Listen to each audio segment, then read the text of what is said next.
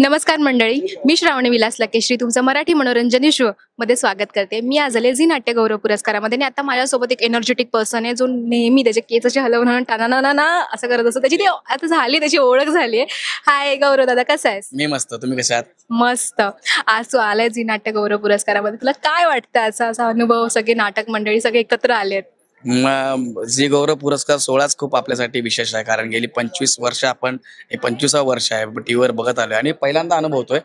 मी invite बऱ्याचदा आला आपल्याला, पण काही कारणास्तव आलं नाही मला, पण आता मी आलोय आणि मला भारी वाटतंय. हे छान आहे, हे आपण दरवर्षी अनुभवायला पाहिजे असं मला वाटतं. आणि सगळ्यांचा सोहळा म्हणजे नाटकाचा सोहळा आहे, चित्रपटाचा सोहळा आहे, ते बघून वर्षभर आपण जी मेहनत करतो त्याची पोचपावती आहे. त्यासाठी सगळ्या कलाकारांचं, सगळ्या दिग्दर्शकांचं, सगळ्यांचं मनापासून आभार मानतो मी, आणि खास करून झी मराठीचे आभार मानतो. येस, तुला ह्या वर्षीचं कुठला जास्त नाटक आवडले किंवा तू पाहिलेस का कोणतं नाटक? नाही, मी बघितले सगळी नाटकं, पाहिलं, आवडले मला सगळेच, पण आता ते शेवटी काय आहे ते तिकडेच कळेल आपल्याला. पण पर्सनली तुला एखादं नाटक असं भावलं होतं का, किंवा ते बघून तुला असं वाटलं होतं अरे ते एक इमोशनल मोमेंट येतो ना ते बघून? इमोशनल नाही, मला एक नाटक फार आवडतं, गेला माधव पुणेकडे. मला ते माझं प्रचंड आवडतं नाटक आहे. ते मला किती वेळा लागला तरी बघायला तयार आहे मी, कारण ते नाटकच भारी आहे.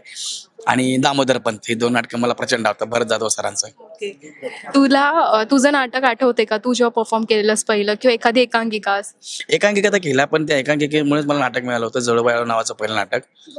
जळूबाई हळू. दुसरं नाटक माझं होतं दामले सरांसोबतचं, माझ्या भाऊजींना रीत कळेना. आणि तिसरं मी एक लीड मध्ये केलं होतं, यंदा कदाचित. आणि चौथं होतं गेला आवडत. अशी मी नाटकं केलेली आहेत. हा, तुला आता पुन्हा नाटकामध्ये काम करायला आवडेल का? हो, आवडेल, पण त्यासाठी जरा मी थोडं थांबलोय, पण मी करणार नक्की. हा, मला सगळेजण हाच प्रश्न विचारतात, मला करायचं आहे, पण थोडंसं काही ओके, थोडं जे सगळं जुळून आलं पाहिजे, मग मी करेनच. येस, तुला लोक असे आतुरेत बघायला सगळे, कारण गौरव इज लाईक, ऍक्च्युली भीती जास्त आहे की मला प्रत्येक जण भेटतो, तुम्ही या, तुम्ही हे करा, तर ना ती जबाबदारी जास्त वाढलेली असते. त्यावेळेस असं एखादं चांगलं स्क्रिप्ट किंवा काय आलं तर करायला काय हरकत नाही. नाटक कसं, नाटक येतं तुमच्याकडे आलं की तुम्हाला किमान 6 महिने देणं गरजेचं आहे. ते नाटक छान बसायला, मग टीम जुळते, मग त्याचे चांगले प्रयोग व्हायला. तर आपण आलो आणि नंतर दुसऱ्या एका कामासाठी गेलो तर ते बरोबर वाटणार नाही ना, त्याच्यामुळे. हे भारी. म्हणजे लोक ऍक्च्युली प्रॉब्लेम झाला असं ना, तू लोकांना खूप जवळचा वाटतोस मुळात. गौरव इज लाईक त्यांच्या शेजारचा व्यक्ती. तर त्यांना काय सांगशील की तुला जेवढं प्रेम मिळते ह्या सगळ्या गोष्टींमधून? नाही, मी त्यांचेच आभार माने का त्यांनीच मला इथपर्यंत आणलेलं आहे, त्यांनीच मला मोठं केलेलं आहे. कारण प्रेक्षकच कलाकाराला मोठं करत असतात. आपण आपलं काम प्रामाणिकपणे करत राहूया, दुसरं काही नाही. तुझ्याकडे सध्या शब्द नाही ते मांड. शब्द नाही असं काही नाहीये, पण ते खूप प्रेम करतात माझ्यावरती. म्हणजे माझ्यासारख्या, मी बऱ्याच बोलू, सामान्य मुलाला त्यांनी एवढं मोठं केलेलं आहे ना, त्यामुळे त्यांचे जेवढे आभार मानू तेवढे कमीच आहेत. तुला एखादं तुझं पात्र साकारलेलं मूवीज मधलं किंवा नाटकामधलं कुठलंही ते जवळचं वाटलं आहे का, किंवा एखाद्या पात्रामध्ये असं स्टिंग झालं होतं अरे ह्याच्यात आणि माझ्यामध्ये थोडंफार साम्य आहे? नाही, सगळेच पात्र मी सारखंच करतो. मला तसं करायचं असं अजून मला सापडलेलं नाही, त्या शोधात आहे मी, पण मी नक्की प्रयत्न करेन. हो, ते नक्की मिळेल तुला. हो, आणि त्यासाठीच मी प्रयत्न करतोय की मला काहीतरी एक असतं ना, असं प्रत्येक ऍक्टरचं एक कॅरेक्टर असतं. आता गौरव मोरे कॅरेक्टर आहे ना, तर त्याच्यासाठी अजून एक वेगळं काम केलं की ते गौरव मोरेचं ते काम, गौरव मोरेचं हे काम, असं मला करायचं आहे. नक्की नक्की ते करशील. तुला तू आता असं, आता तू ह्या स्टेपला आहेस की तुला असं झालं की मला ह्या कलाकारांसोबत काम करायचंय, किंवा तुला ती संधी मिळाली की देव बोलला की घे आशीर्वाद घे आणि तुला या कलाकारांसोबत काम करायला मिळेल, तर ते कुठले कलाकार असतील? Mister Shahrukh Khan sir. माझं वाक्य फिक्स आहे, कन्फर्म आहे माझं. जगात तुम्ही मला कुठलाही प्रश्न विचारा, माझं उत्तरच असणार आहे, शाहरुख खान सर. नक्की नक्की, आम्हाला बघायला पण जोडी ती भारी वाटेल, गौरव मोरे आणि मी त्यांचा म्हणजे मॅड फॅन आहे. मी त्यांच्यासोबत मला काम करायचंच आहे, आणि मला कोणी प्रश्न विचारला की त्याचं उत्तरच असतं माझं की मला शाहरुख खान सरांसोबत काम करायचं. येस येस, नक्की बघायला मिळेल. तुला सांगितलं की नाटक हे शब्दाला एक तुझ्या शब्दामध्ये मांड, तर काय बोलशील? नाटकाला माझ्या शब्दात असं मानलं गेलं तर ते तुम्हाला जगायला शिकवतं.